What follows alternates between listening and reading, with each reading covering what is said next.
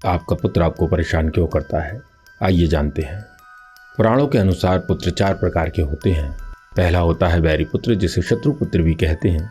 यदि पूर्व जन्म में आपका कोई शत्रु था जिसे आपने बहुत परेशान किया था, या कोई ऐसा जिसे आपने बहुत दुख दिया हो और वो आपको कष्ट नहीं पहुंचा पाया हो, और उसी कष्ट के साथ यदि उसकी मृत्यु हो गई हो, तो ऐसी आत्मा ही अगले जन्म में आपके पुत्र के रूप में आपके घर पैदा होती हैं।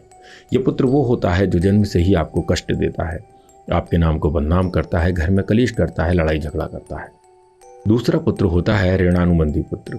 यदि आपने अपने पूर्व जन्म में किसी से कोई ऋण लिया हो और उसे नहीं चुकाया हो, तो वो ऋण उसी के साथ जाता है और अगले जन्म में वो जीवात्मा अपना ऋण वापस लेने के लिए आपके यहाँ पुत्र के रूप में जन्म लेती है, जो जन्म के साथ ही आपका अत्यधिक खर्चा करवाती है।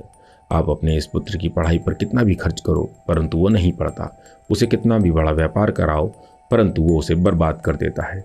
जुए सट्टे आदि में आपकी मेहनत की कमाई, आपकी दुकान, घर, मकान इत्यादि बिकवा देता है। तीसरा पुत्र होता है उदासीन पुत्र। ये वो पुत्र होता है जिसे माता पिता से कोई मतलब नहीं होता। ना वो माता पिता को सुख देता है और ना ही दुख देता है। ना ही वो माता पिता के प्रति कोई अपनी जिम्मेदारी समझता है।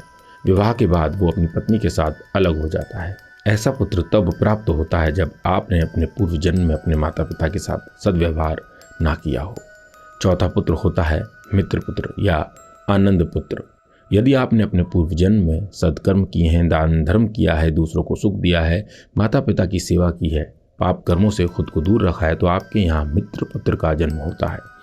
ऐसा पुत्र अपने माता पिता को समस्त सुख प्रदान करता है और उनकी मृत्यु के बाद भी उनके निमित्त पिंडदान, दान, तर्पण इत्यादि करता है।